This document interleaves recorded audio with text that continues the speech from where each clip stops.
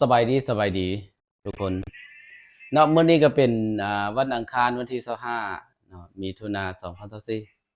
2024ก็ทางแฟกเองก็อยู่ที่บ้านน้ำท่วมเมืองน้ำบากแขวงหลวงพระบางมื้อนี้นี่แม่นโอ้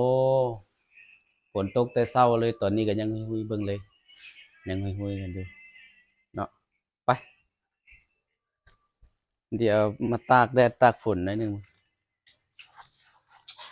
แต่ว่าสิไปฉีดยาอีกได้มื้อนี้ก็ได้แต่บ่ได้ไปจ้ะตะเวนออกอยู่จักสิได้ไปบ่ เด็ดเลยค่ะมันยังน้น้ำนองน้ำมันไหลมานี่ยังบ่ทันได้หมดเทื่อนี้มันฝนหุยอยู่ตลอดใบหยังก็แป้งนัวเนาะไป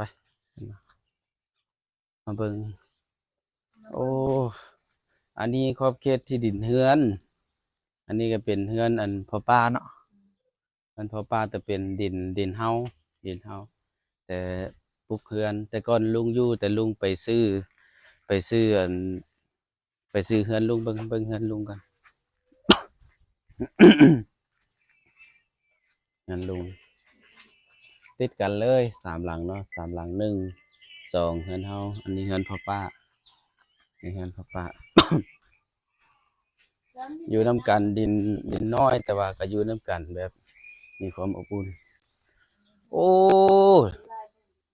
เดือดเบิ่งดิคึกเลยเบิ่งมาเบิ่งใกล้ๆไหมเจ้าก็คันใกล้ๆตอนใดเจ้าก็เน้นตัวคูณ2หั่นแน่นี่วันนี้มันตัวหยังแต่ก่อนนี้เฮาจะเฮ็ดเป็นแบบนี้ปลูกมะเขือเนาะมะเขือ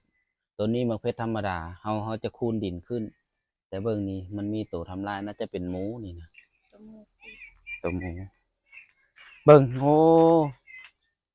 ผลเสียหายหลายเติบดีแต่มันบ่ยกไปเนาะอันนี้จะเป็นมะเขืออันนั้นได้มะเขืออันที่ว่า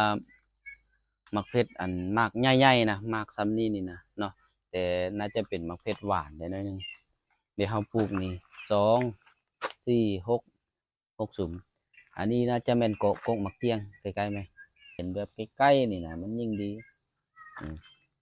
อันนี้นี่เห็นบ่เนาะอันนี้มะเขือใหญ่เด้อมะเขือใหญ่โอ้มันทำลายนะจะอยู่หันท้ายเบิ่งเลยทุกคนนี่โอ้ดีแต่มันบ่ตูดบ่อันดึงไปเบิดเนาะคันมันดึงไปนี่แล้วเลยตัวนี้ตายนี่มันแล้วอันนี้มักน้ำเต้าเด้อทุกคนนี่เบิ่งพุ่นแน่อันนั้นก็เป็นสุ่มหนึงเนาะสุ่มน้ำเต้าแต่ดีแต่มันบ่ทอดออกแท้สิเบิดเลยเบิ่งมันเริ่มงามๆแล้วทุกคนเนาะเบิ่งยอดไหมเจ้าแบบถ่ายเข้ามาใกล้ๆเลยใกล้สุดแล้วเจ้าเลยจึ้งใส่ยอดใดยอดหนึงแล้วเขาอยากเห็นแบบจึ้งแล้วเขาสังเกตหั้นนะเข้าใจบ่นี่ในเบิ่งยอดนี่โอ้งามๆก่อนที่มันจะคืนแบบนี้นี่เดี๋ยวเขาจะมาเด็ดปลายยอดตัวนั้นเองเนาะให้มันแตกออกเด้แต่ก่อนนี่มาเบิ่งพี่เลยเนาะ เดี๋ยวมันก็จะแตกคันเฮาบ่เด็ดเลยมันจะบ่แตกเบิ่งตัวมันแตกเห็นบ่เนาะตัวนี้มันจะแตกนี่นะแตกเดี๋ยวเฮาจะเด็ดใหม่บ่ไว้มีแนวแกงแล้วก็มาเด็ดใหม่ นี่อันนี้มันก็จะแตกขึ้นมาเนาะทุกคนเนาะเด้มันแตกเด้อันนี้มันก็แตกนี่เห็นบ่ เห็นไกลๆเนาะแล้วเฮาก็ปลูกนี่อันนี้ก็มะเขือธรรมดาเลยเขือธรรมดาไปพูนเฮาปลูกแบบดินบ่ให้เป้าว่างเลยนะมานี่ยังมีอีกอันนึงอีก อันนี้ครอบดินของเขาเจ้า แต่เฮาปลูกเฮือนมาเลยสิให้ทุกคนมาเบิ่งตื่มอีกเนาะ เฮาเป็นคนที่มักปลูกของอยู่ของกิน มันขึ้นตามพื้นที่ดินเดียวเฮาก็จะเอาอันมาล้อม จะเอามาล้อมเสียบกว่านี่หยัง นี่ทุกคนเนาะเบิ่งอันนี้หลวงพ่อบางเขาเจ้ากินได้ เจ้าจึงดีๆดู มันเห็นเจ้าก็เบิ่งมือเพิ่นตัวนี้นะทุกคนเนาะแต่บ้านเฮานี่เขาบ่กินเด้ออันนี้นี่หลวงพ่อบางเขาเจ้ากินเด้อแซ่บเขาว่าแซ่บนะ มันเอ็ดอันเลยอ๋อมันกำลังผสมพันธุ์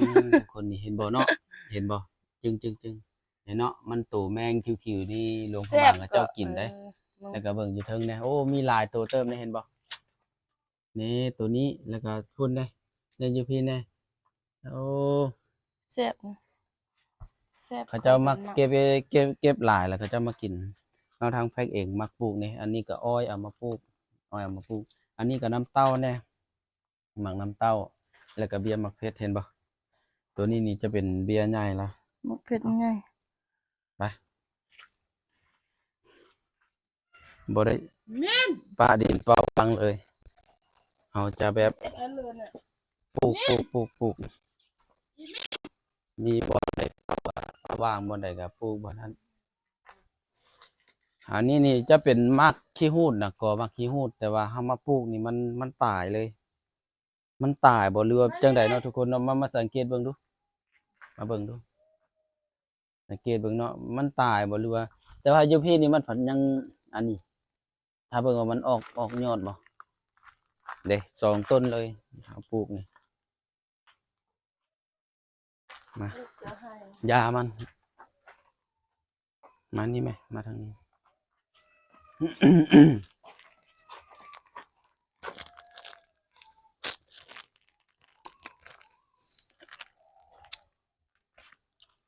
อันนี้มันอย่างไรน้ำหวานเนาะน้ำหวานเอามากินเราเบิ่งแล้วก็ตัวนี้นี่อนาคตเราอาจจะเฮ็ดเป็นห้องอัดเราจะเฮ็ดเข้ามาบางที่ก็บ่เฮ็ดบางที่เราก็จะเอาดินมาใส่แล้วก็เฮ็ดเป็นสวนอย่างนี้เนาะเราสามารถปลูกได้เพราะว่าอันนี้นี่เป็นห้องน้ำเก่าแล้วเราเฮ็ดเงินครัวตัวนั้นมาแล้วตัวนี้ทุบออกเราจะเอาดินมาโรยใส่อยู่พี่แล้วเราก็ปลูกมะเขือปลูกมะเขือได้เฮ็ดเป็นสวนน้อยๆอยู่พี่ได้เนาะพื้นที่แคบก็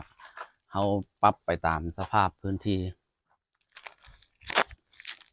นอนแล้วก็กินจ้องให้กินมัน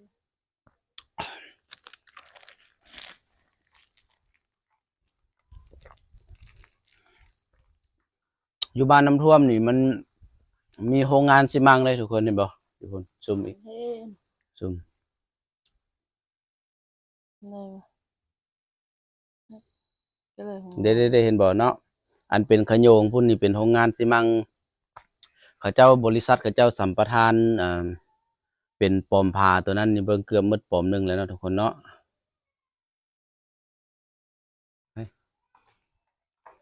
มินทับไปทหารมันลงไปสิเป็นลูกเนี่ย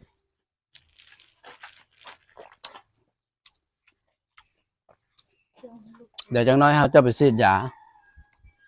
เพราะว่าแดดออกแล้วจังได๋ก็ได้ฉีดบ่ซันคันว่าฉีดบ่ไหวนี่ก็บ่ได้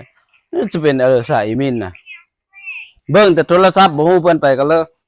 ลูกให้เลยสักแม่น่ะนั่นนี่ไหมเฮ้ย มาเบิ่งตัวบีบักใหญ่ๆทุกคนเบิ่งเด้อบีเด้อมาเบิ่งเลยบีหลวงพ่อบางใหญ่ขนาดนั้นมาเบิ่งกินแบบคือเด็กน้อยไว้เนาะ เดี๋ยวเราตะปี พิมพ์ ทิมละจะกับเปิดให้มัน นี่ ดูน่ะมันบินเลยเห็นบ่ เคยเห็นจะปล่อยมันเล่นยังไง เป็นน่ะเนาะเขาเฮ็ดคือขนาดได้ทุกคนเนาะเบิ่งบีตัวบี ยัง หลวง ว่า พ่อ มี บาง ตีนมือพี่บ้า ตัวบีก็มีไอ้ตีนเป็นอะไรจังบ่มี พอแล้ว แต่มันสามารถไปเองได้เด้เบิ่งเด้อเดี๋ยวมันไปเลยนี่เห็นบ่เชื่อบ่ว่ามีชีวิตอยู่เนาะขอบใจเด้อสำหรับทุกคนที่ติดตามรับชมตั้งแต่ต้นจนจบเนาะพบกันใหม่คลิปหน้าเด้อตอนนี้บ๊ายบายลาไปก่อนเดียวแบกเองจะไปฉีดยาก่อนในมื้อนี้เนาะบาย